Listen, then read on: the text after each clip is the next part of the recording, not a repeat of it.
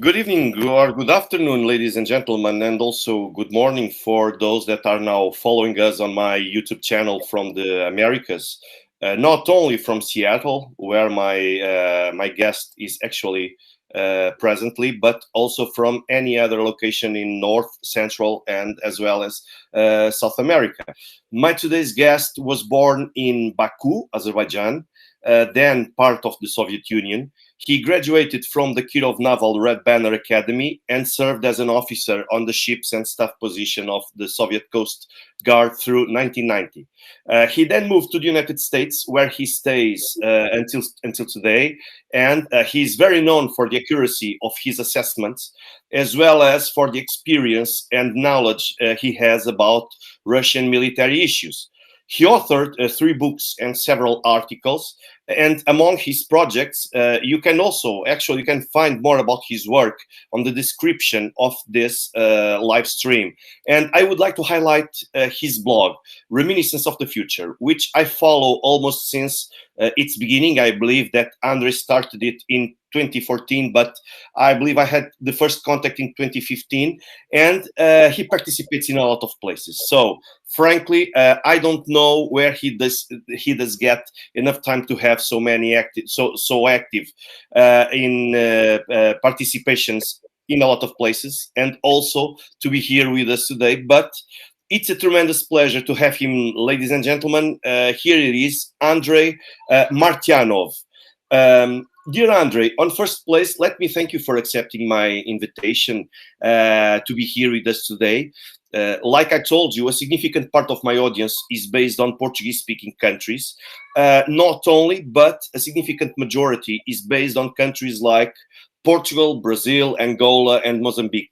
And I always like to start my conversation with my foreign guests by trying to realize if is there any kind of kinship between them and my country. So let me ask you, is this the first time you visit Portugal, so to speak? In terms of, no, I never visited Portugal, but I remember 1984 semi-final of the European Cup between French and Portuguese. And it was a mind-boggling game. Let me put it this, one of the best games ever played in football. I remember Shalana, obviously, at that time, and all kinds of, but yeah, I rooted for Portugal in the European Cup, so it's naturally. So yeah, that's the only kinship, so to speak, with the Portugal. And for Russians, Portugal was always there. Obviously, everybody remembers Eusebio, no doubt about that. I mean, it's just like legend in his own right. So more along the lines of the football, to put it mildly, but that's how you learn about the world. I wish I was, I could visit, Lisbon and, those other beautiful places. So just, All right, at least then I believe this is the first time you can visit in a different way, of course. And I hope at least you enjoy and you can come here. We have been viewing possibility of going through, the Pyrenees, basically tour sort of. So Portugal obviously was on the list, but time. Everything have been completely screwed up since 2020 or 2020. So there we are. So yeah. Oh, nice. But you were born in Baku, capital of a former Soviet republic, and also located in the Caucasus region. Looking at Azerbaijan's main neighbors, we find out that Armenia has a long history with the Turks and with the Russians. Georgia was the birth country of Joseph Stalin, and Iran was hit by several Western attempts to meddle in the domestic politics. And at the same time, one must also remember that Adolf Hitler was eager to capture Azerbaijan. How was it to live in a country surrounded by these neighbors and by this history? Well, no, at that time it was the part of the Soviet Union, do not forget, and it was extremely internationalist, so to speak. Baku was always beautiful. I mean, today it's simply drop dead gorgeous city, and it was always like that. Until, of course, Gorbachev came and things started to really just going, tearing on the seams. So, but other than that, even if you look at Baku today, it's absolutely stunning city, and it's a rich history. It was one of the key points on the Silk Road. Don't forget, it's an ancient city, and So yeah, I still kind of, well, I was born there, I do feel degree of kinship there, although now it's completely independent country. It's definitely has strong Turkish leaning naturally. So, but yeah, it's the area itself was extremely, it's extraordinary in terms of history. You have Iran to the south of the Caspian Sea. And when you look at the history of Iran, especially in 70s and after the dethroning of Shah, the Pahlavi family. So yeah, it's very interesting, to put it mildly, area, so to speak. And now we have the situation with Russia, Azerbaijan, and Iran building the north-south corridor, which is a worst nightmare, by the way, for Europe too. But basically, the idea is to, and it's not just idea; it's being implemented as we speak.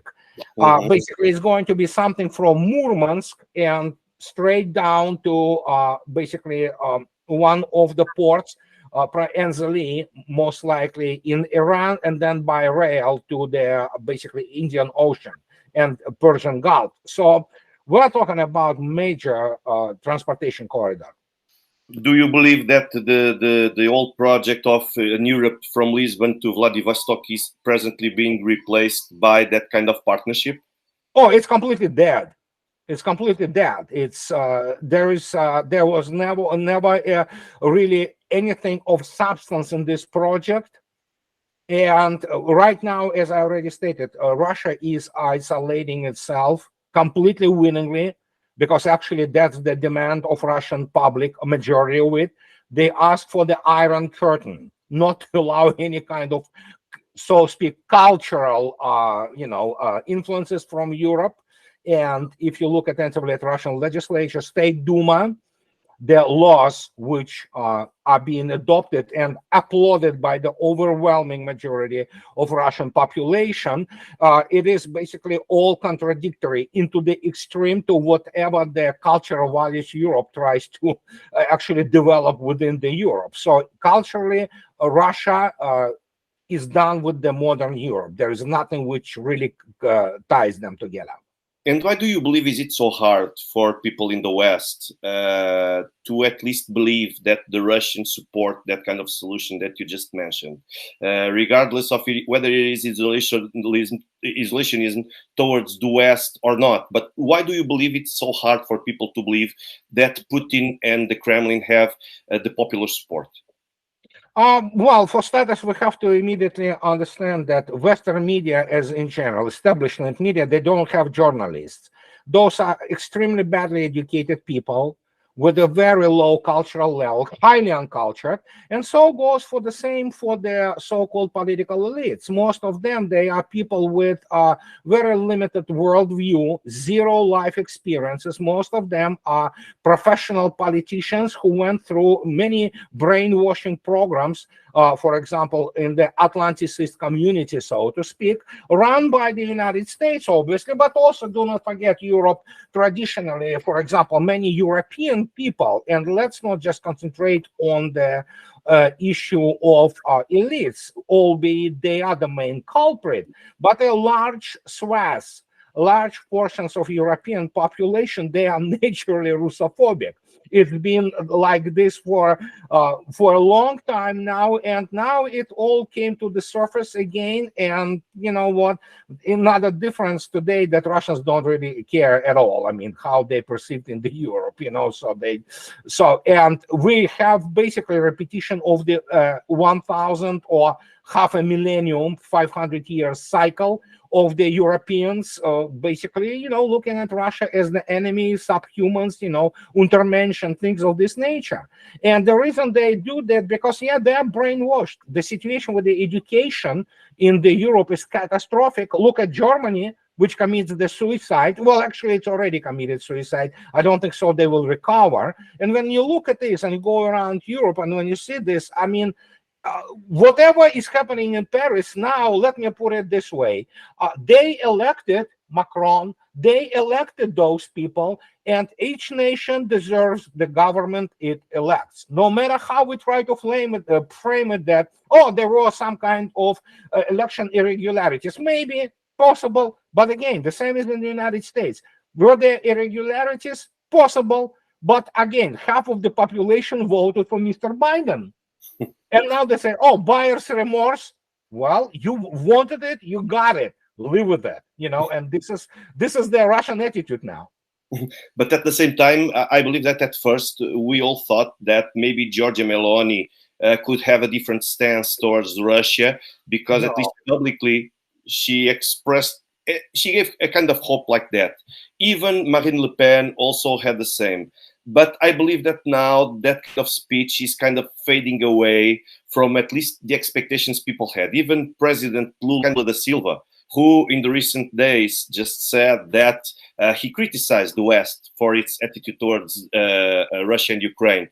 But now, yesterday, he came with a different speech saying that maybe the Russians shouldn't get the territory that they are actually present at this time. Do you think that in the end there's some kind of fear by this kind of politicians about how could they be seen by the other Western partners? Yeah, I mean, let's face it. Brazil, actually, if you look at Brazil, and please don't quote me on Brazil, because I'm not a specialist in Brazil. I don't know Portuguese. So, and most of my life, not all of it, but most of my life, I rooted against Brazilian national team. So Pepe Escobar is going to go ballistic now when he hears that.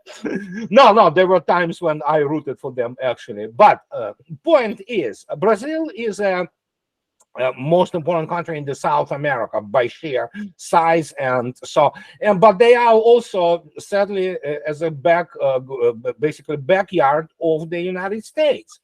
And we have here the continental politics between South and US, North and South. So you would expect Lula, who have been imprisoned, I believe, so to play it kind of, or to trying to sit on the two chairs. And it's probably only natural.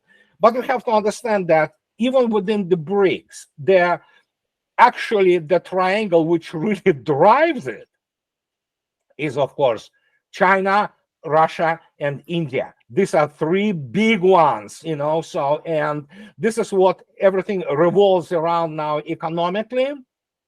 So, and as per Meloni, she's Atlanticist, and that's it. So she can say whatever she wants, so it's all fake. It's all for the, placating whatever the part of the public which might have some understanding of the catastrophe which is unfolding, essentially. So, and I don't take them seriously, any of them. Yes, neither we. But you were in Azerbaijan on the 17th March 1991, when the Soviet Union referendum took place. According to the numbers, I wasn't already then. I wasn't already then. No. But the point is, I know where you're going with this. Azerbaijan was 1 second after the Russian Federation Republic, where 78%, I believe, voted for preservation of the Soviet Union. 94%. Yeah. So there you go. So, and it's difficult to explain now, but again, it's water under the bridge. The Soviet Union was demolished primarily for the internal reasons, and it's kind of what are you gonna do? So. But do you believe that there's some kind of feeling presently in Azerbaijan that people miss the times when they belonged to the Soviet Union, or not really?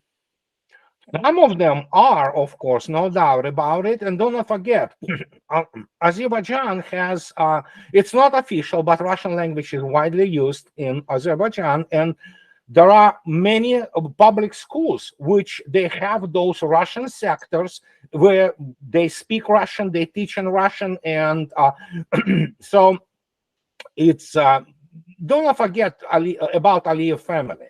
And no matter what everybody says, and there are reasons to believe that there is a corruption and things of this nature happening there.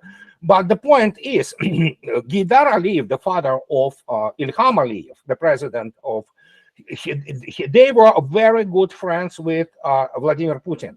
Mhm. Do not forget, when Gaidar Aliyev died, Vladimir Putin was there at his funeral.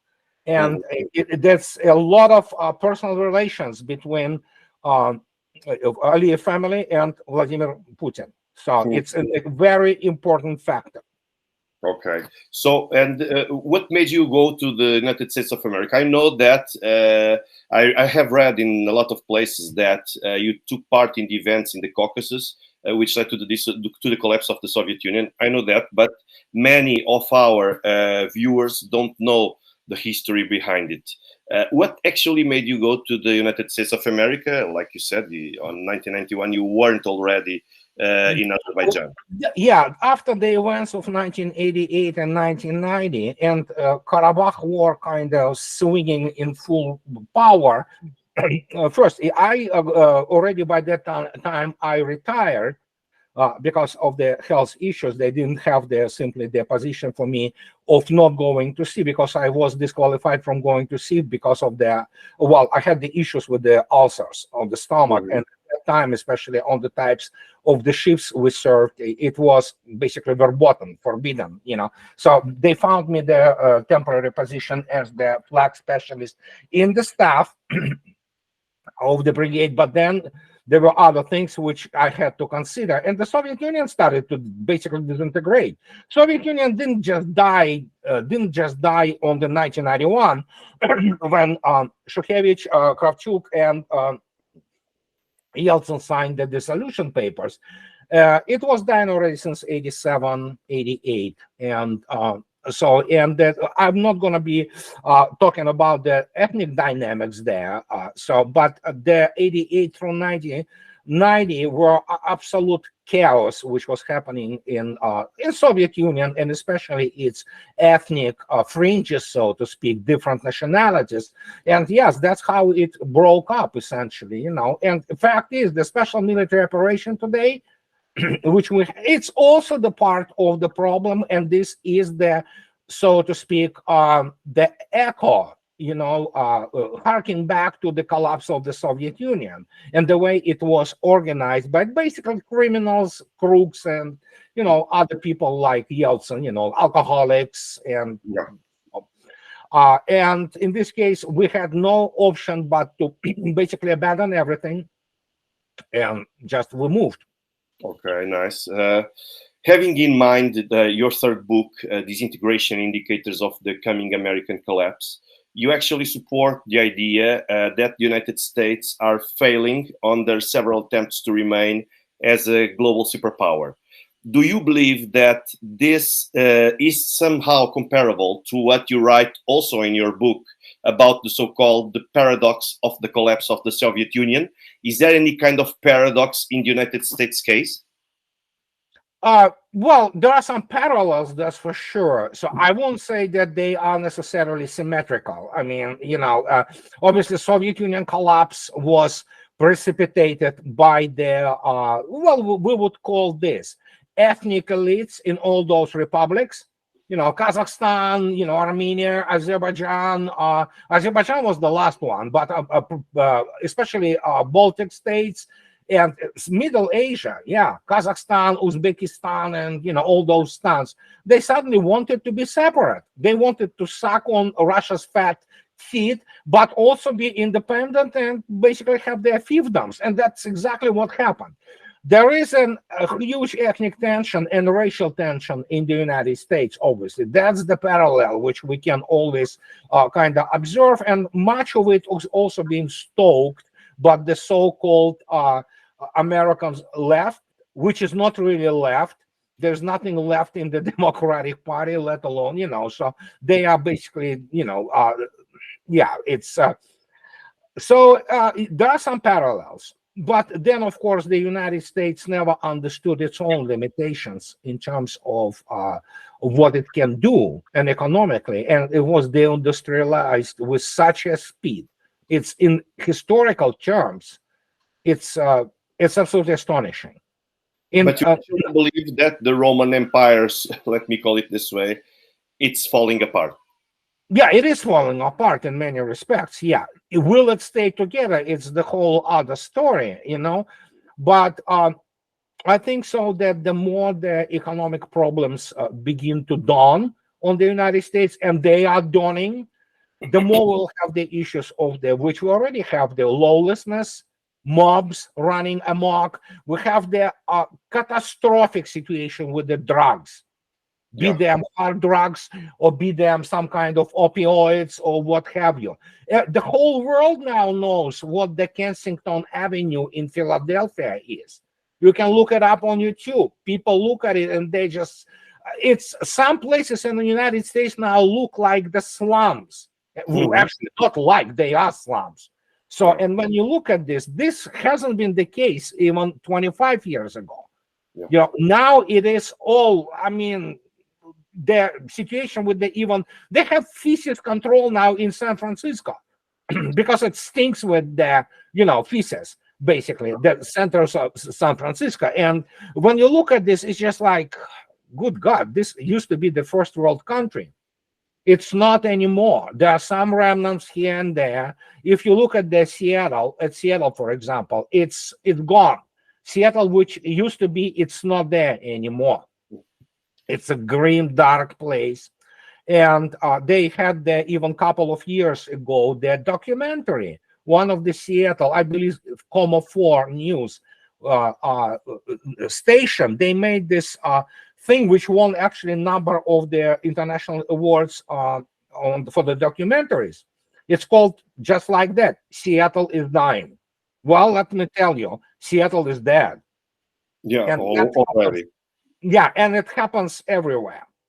I just saw recently one documentary about Vancouver, which is actually on the same situation like you described on No, some. it's Canada. Yeah, it's not far from us. 2.5 hours of drive. Yeah, they're going down the drain. Canada is going down the drain pretty much. But You know. this seems like to be a problem, a nationwide problem, not only in some locations. So not only in the United States, but also in Canada. And people still, I believe that they still believe in the so-called American dream, and they Yeah. that the American dream does not include that kind of reality. But to what extent do you believe that all this situation could be the main reason why the United States cannot win the present conflict with Russia in Ukraine? Well, because the United States, there's a purely military issue of which I will be making video after we're done, you know, talking here. And the issue here is purely militarily and military industrial.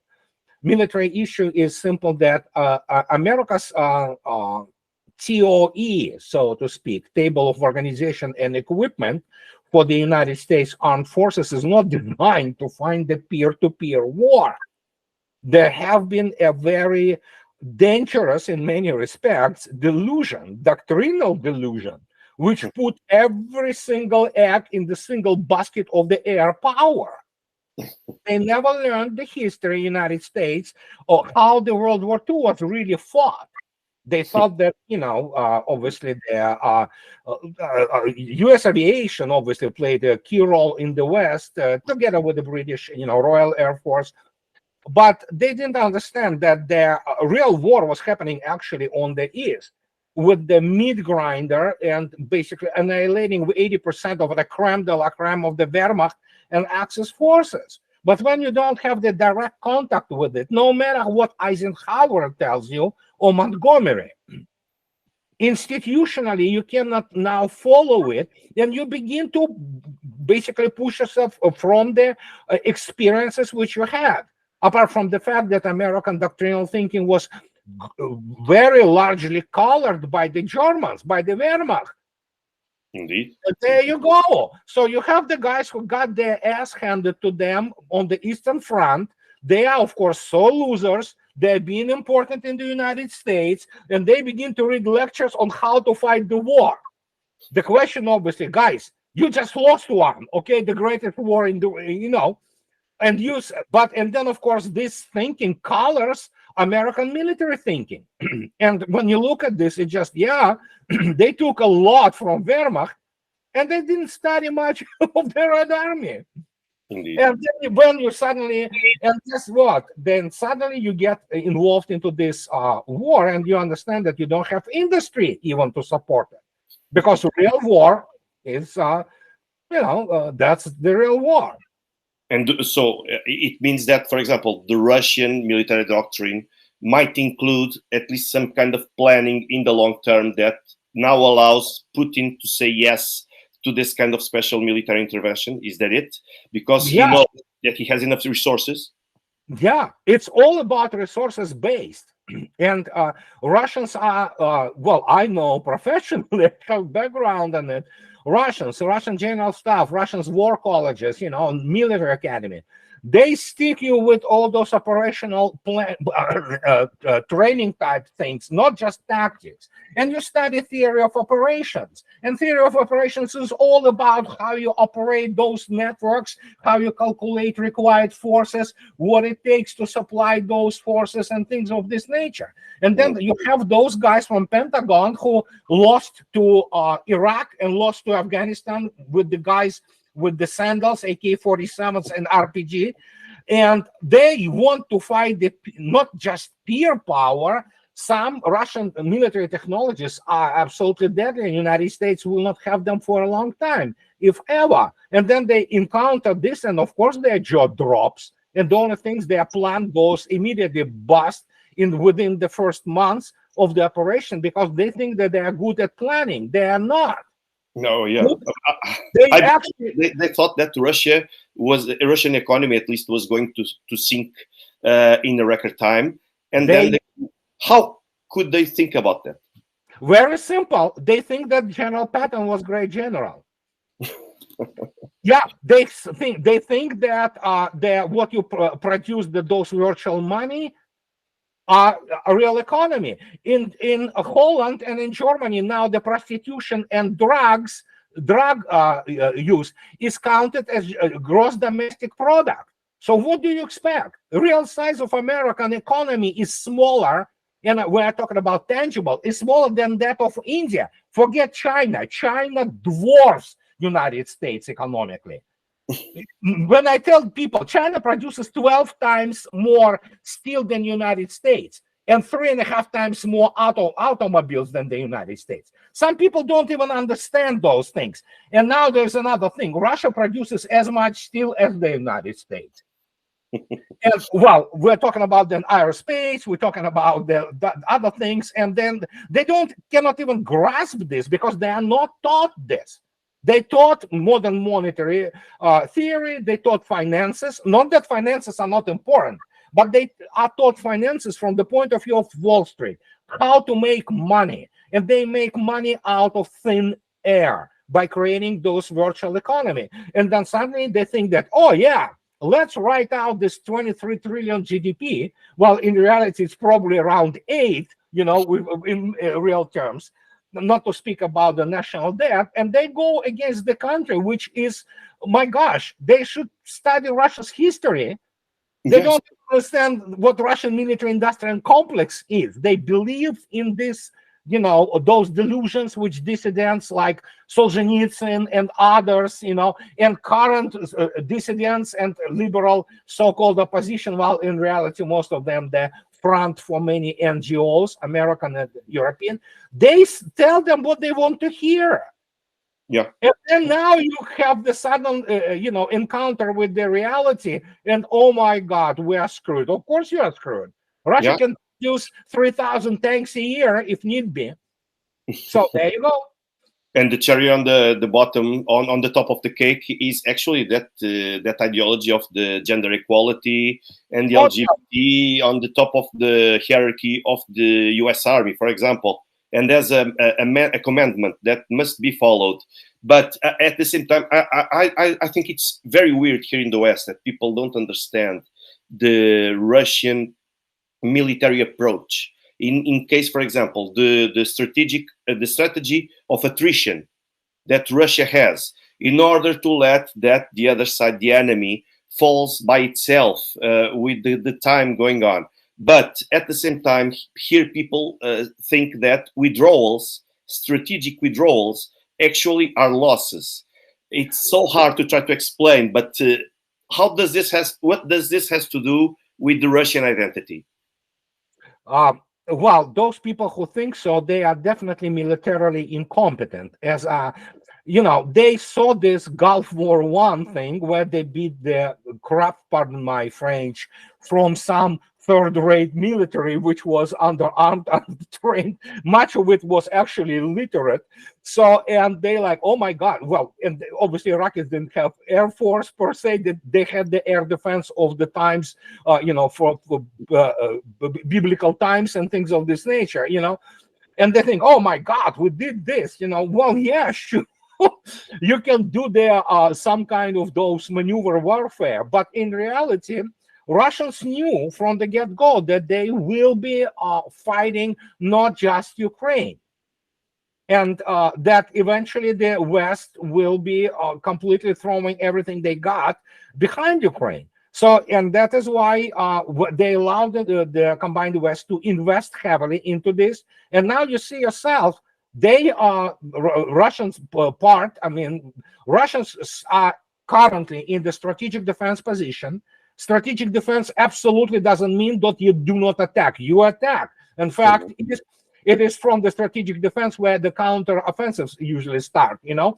So, and you look at this, and they throw everything into these meat grinders, and Russians say, yeah, give me more. Because they also keep a classic Russian idea of the, let's keep the cauldron open a little bit and let them try to supply it even more. Because the more they supply it, the more they annihilate it on the way in and on the way out. And you have this basically enclosed circle of the recycling of the personnel. Does it sound horrible? Absolutely. But it's war. I mean, it's still special military operation. The reason it's not a real war because there are still very many restrictions imposed on the Russian forces in terms of the civilian population and, avoiding unnecessary losses and victims, especially among civilians. But even in this mode, we have kill ratio 1 to 10. So, and then of course now you have the increased activity and acceleration of the operational tempo of Russian aviation, because basically the air defense have been finally suppressed to the point that you have almost unopposed close air support.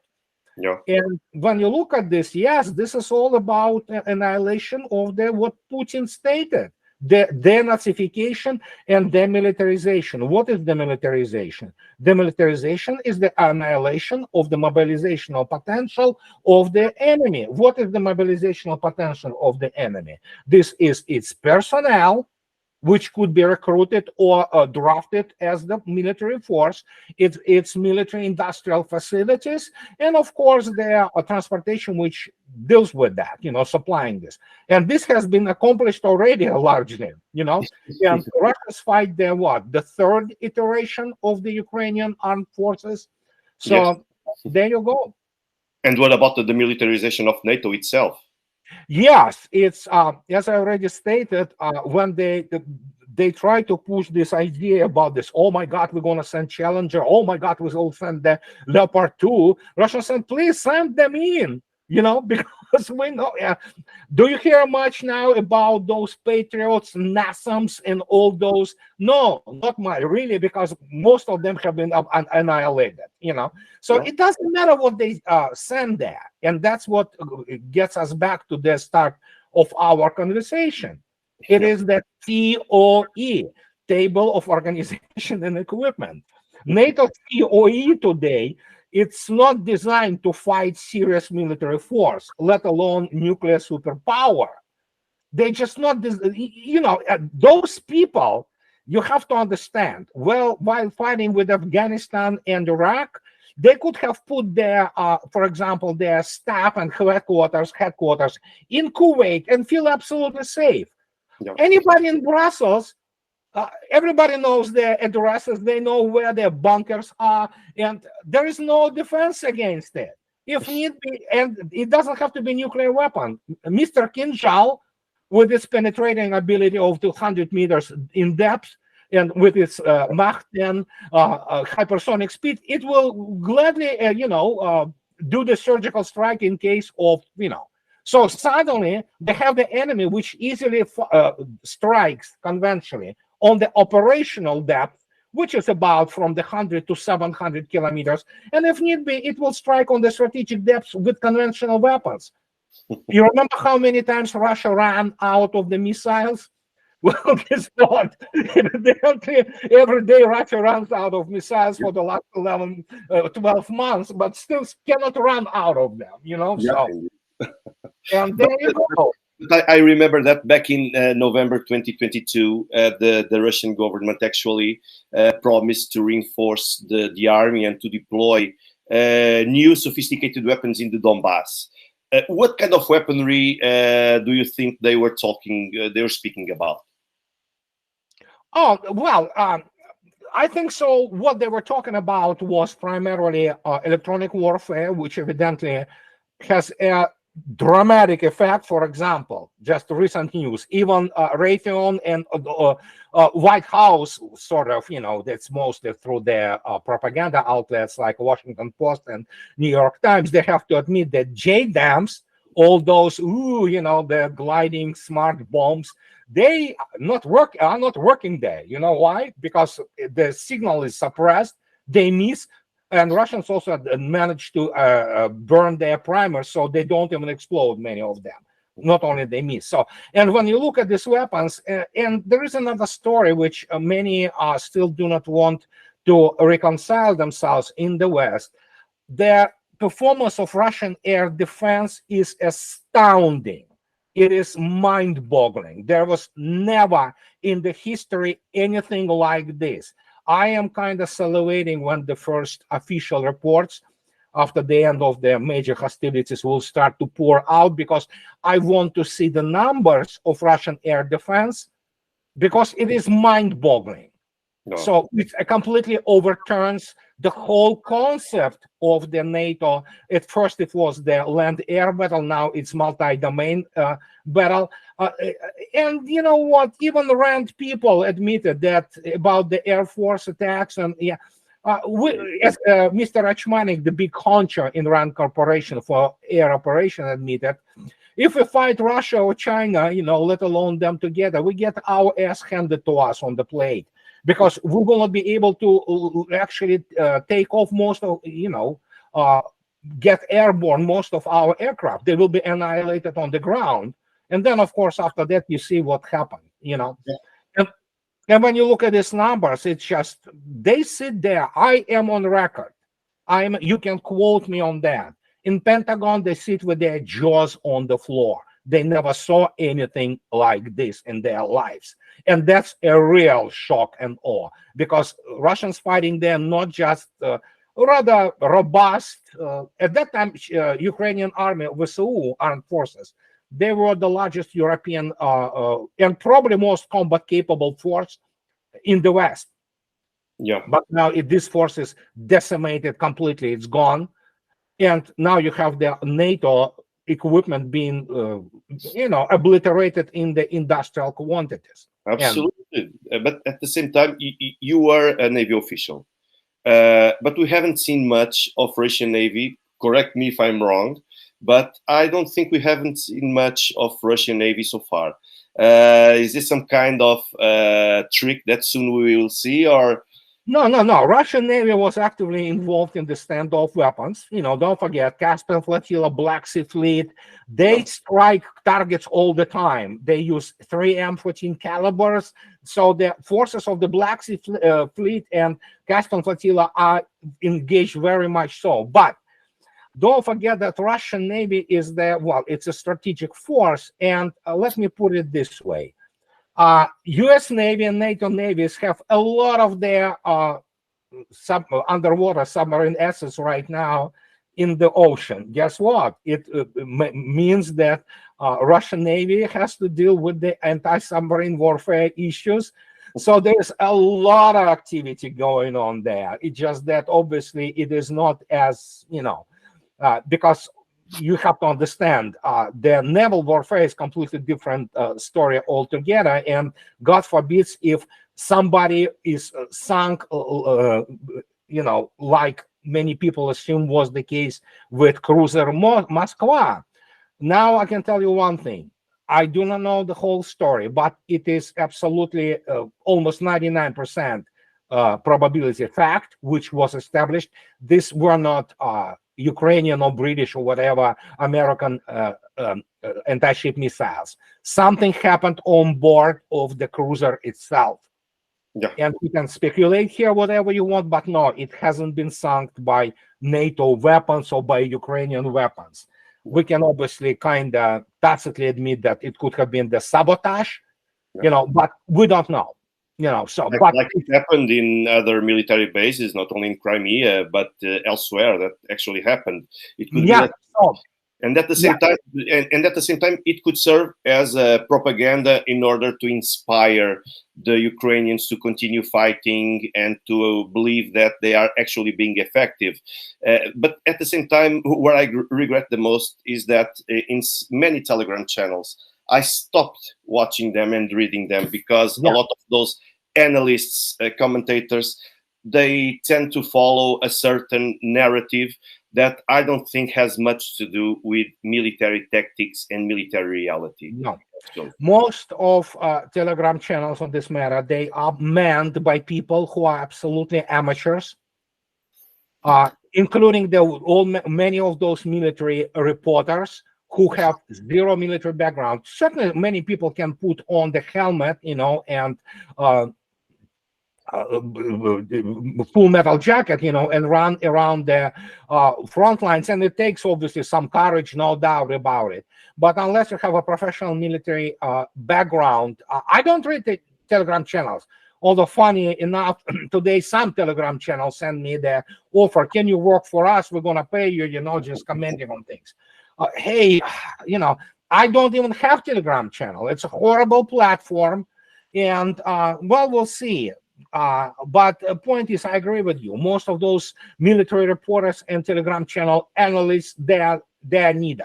They're basically hype, people who use hype to promote their own agenda and make money. Finance. You know that for 7 years I worked for the Portuguese intelligence services, and one thing that we wanted more than nothing else wasn't the assessments. We just wanted the facts. Then with the facts, we can make and produce our own assessments. Exactly. That's the most independent way to create intelligence and reliable information. So, but I don't think that this actually happens presently because people tend to follow and to believe the narratives that actually confirm their own beliefs and their wishful thinking, actually. So I think this actually prejudice and creates some kind of hysteria in the society. But on the ground, many people start to face reality, because now they see that the so-called Ukrainian counteroffensive, that it was supposed to be in the last fall, then now spring, summer. When can we actually expect any kind of Ukrainian counteroffensive? What do you think, if any, of course? Well, first we have to start with the fact that nobody ever informs anybody about what they're going to do in terms of counteroffensive or anything else to start with. Yeah. And here we have the issue, which I am on record, and again, you can quote me. People in Washington and in the European capitals, they are so incompetent that the only thing they can do is to create narratives. That's why they cannot run, they cannot govern, they cannot militarily plan. They don't understand how real economy works. So not all of them, but majority. And that is why they need to live in narratives. And don't forget, practically all of the Western politics today is reduced to the show. It's basically show off. And it's a show business, basically. And that's why you have to constantly create those narratives. So, no counteroffensive. We live in the 21st century, If you remember the Operation Citadel in July 1943, Russians were assuming that Hitler will try to sniff out this, bulge around the Kursk, because it was only natural strategic direction. And that's why Zhukov, Rokossovsky, and Vasilevsky, they say, okay, we're making the defense here. But they had very little data, in terms of, so obviously they had the Red Orchestra, which was warning them. They had other German officers and people who have been captured or surrendered who said, yeah, something big is coming in July. So this was the level. You had the human intel information, and you kind of operate on this. Well, you know what happened, famous Kursk battle, the slaughter of unimaginable scale. So let's kind of fast forward to 2023. We live in the world of the ISR, intelligence, surveillance, and reconnaissance complex, which is for people even in 1960s and would have been read as the science fiction. We literally can see and understand what a squad or a platoon is doing, what its plan, where it's going, where the main forces are grouping, where they pre-deploy for something. So it's ridiculous to think that, oh yeah, we created some counteroffensive. The Russians know, for example, that between present Artyomovsk, Bakhmut, and Chasiv Yar, they have a grouping of about 80,000 personnel, the armed forces of Ukraine. It's the last resource, essentially. So it doesn't mean that they throw 80,000 simultaneously. You have to have the appropriate logistics. You have to have appropriate transportation. You have to have appropriate forces to do anything.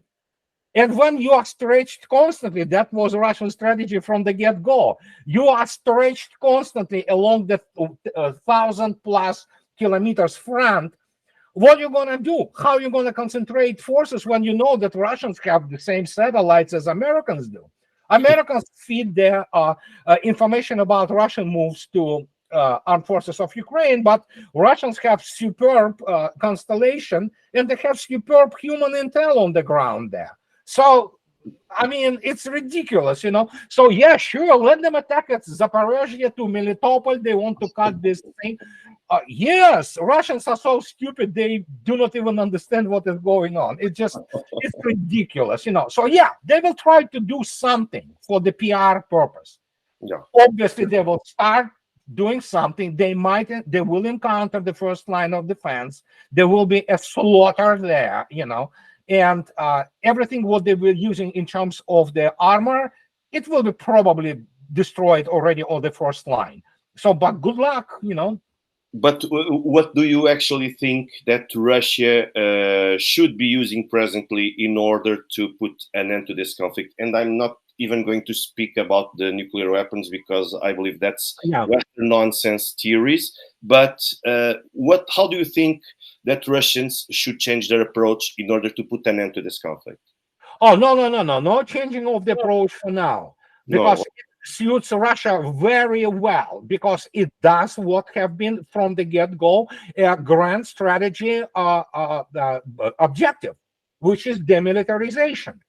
I'm sorry to say, but yes, it is killing as many enemy as possible. This is the part of the war. And why do you have to go to enemy when you allow the enemy go to you? And in the end, it's going to pay off also in terms of the gross reduction of what was the idea of people in Washington, State Department, or the National Security Team that, oh yeah, let's create Afghanistan 2.0 for Russians. First, they didn't study Afghanistan 1.0 to start with, which Soviet Union didn't really lose. Then, of course, they didn't study their own Afghanistan. And yet those people continue to think in those stupid cliches. And that's what I'm saying. As one friend of mine, senior officer, which is central apparatus of Ministry of Defense of Russia, he stated, they're not going to outthink us. They're not. Because people understand how they think. They think in cliches, period.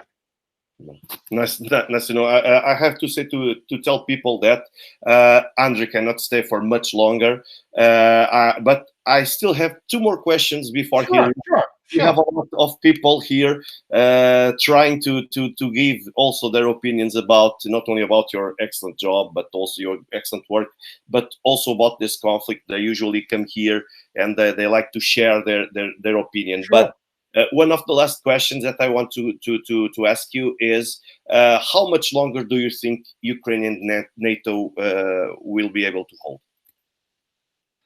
I don't know. It's difficult to say. I hate to be Cassandra on this issue. I always make mistakes in terms of the time frame, but I think so. You have to understand the Kremlin operates on the basis of the other grand strategy, and one of the part of the grand strategy, you probably remember, in December 2021, so-called Russian ultimatum. Russia knows what the United States is doing in terms of basically crushing the, trying to crush the global economy, trying to, by any means, maintain some kind of hold on power of neocons in the United States. They also understand what is happening to Europe. The trend is absolutely clear that Europe will suffer even more until it actually happens some social upheaval, which we can only, imagine. We look at France, for example. But many people believe that Ukraine sooner won't have any more men to mobilize and to. No, that's the possibility. Yeah, that's the possibility. They are from whatever, fifth or sixth, I don't even remember. I lost count of the waves of mobilization, and they already have people like 17-year-old boys and a 65-year-old man who, we get this. But you have to understand, Ukraine is a small fish. Larger fish is about the remaking of the world global order. And you cannot remake this global order until you put the West in its appropriate place and reshuffle the whole power structure, power balance. And that's what and again, you can quote me on that. Most people in Washington, they do not understand how power balance is formed. They don't. It's like you look at those political science or international relations departments. They have no clue. They really still think that United States defeated Hitler. So, and when you have, and again, when you had late Madeleine Albright, certified 100% USDA approved war criminal who teaches diplomacy there, what do you expect? What do you expect? And that's what it is. But maybe people presently, not only in Russia, but here in the West, I always advise people, please read Carl Schmitt. Because Carl Schmitt is still a great author that allows us to understand how not only Russia sees the geopolitics, but also how every country in the world should see and look at geopolitics. Carl Schmitt, he's still very, very, very present, and I don't see many people speaking about him. And right? Look at the American so-called intellectual milieu, intellectual environment, which produced one academic failure after another. Be that Fukuyama's the end of the history. It's he became a joke, really. I don't understand how people still even quote him. You look at Brzezinski. It's just, those people pretend to be intellectuals. They know nothing, literally. I mean, you read this, it's just ridiculous. They have no clue. The same, oh my gosh, it's funny, and now when they finally, Russians lost the patience, and so there you go. No, because I think it's quite fancy to mention some authors and to mix some ideas and to say, well, I'm very intelligent and I have a vision no one else has. Maybe there's a reason why only that person sees that way, but this is a problem that they all have to deal with. One last question, Andrei. What do you think actually people should know about Russia and Ukraine? I know, and I've read your contents about you were quite skeptical about who was behind the attack against Vladlen Tatarsky. I read your opinion, I followed your opinion there. And at the same time, do you believe that in the future Ukraine could pose a threat to Russia in the similar to the threat ISIS presently does, not only to Russia but to other countries? I mean, as an asymmetrical threat. No, there should be obviously some, so to speak, blowback, if you wish, and depending on what will be left of Ukraine, I think so it's going to be reduced to primarily several oblast around Kiev, and eventually Russia will deal with this land bridge between Kherson and Transnistria, which implies the Odessa and Nikolaev. So will there be a symmetry? Oh, absolutely. The special services in the West and the NATO will continue to provide some kind of the support, and but again, there is FSB. It has been pretty, how to put it, effective for the most part, to putting down those asymmetrical threats. And again, don't forget ISIS. They were on the basically fundamentalist ideology. What it takes in Ukraine, even considering the incredible level of brainwashing of the population, it takes really not that much to reduce this threat asymmetrical dramatically. Just look at Mariupol and those oblasts in Ukraine. Yes, there is still a Ukrainian element. Yes, there are diversionary groups. But look at Mariupol, the way it is being restored, and people get their new flats, and the normal life is returning. This is the main thing.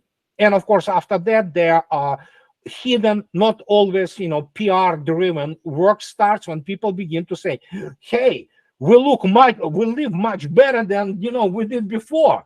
And believe me, once they get the most shocking thing for any Ukrainian who goes to Russia is the fact that they are told that Russians don't have enough toilets, and they steal toilets, and that use microchips from washing machines, and that when Russians enter former Ukrainian territories, they begin to take those, it's like, yeah, okay. And then, of course, get them to Russia. Not necessarily to Moscow, because Moscow is overwhelming even for many Americans, because they never saw it.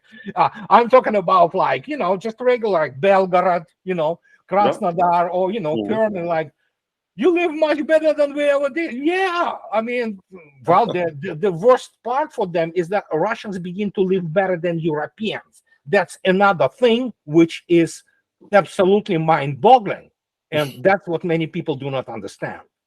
Indeed, people should go to Moscow. I always say this to people, because even according to the United Nations Habitat, Moscow was considered the best metropole to live, with best quality of life over dozens of other cities. So this is just straight facts. But if people get to know Moscow and other Russian cities, they will fall in love for the city and for everything that it has.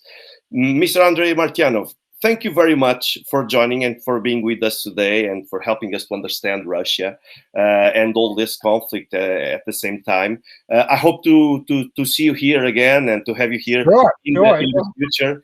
And also my audience, my viewers, maybe later you can find here people sending some comments to you and thanking you for your impressive job. So I'm just going to say goodbye to them, and then please just don't leave this meeting yet. I just want to give you a few words after this. But thank you everyone who was here joining and following our conversation. I hope you keep watching our forthcoming events, and also our forthcoming live streams with the assessment on the Ukrainian conflict. Thank you very much, and have a great day, everyone. So thank you once again.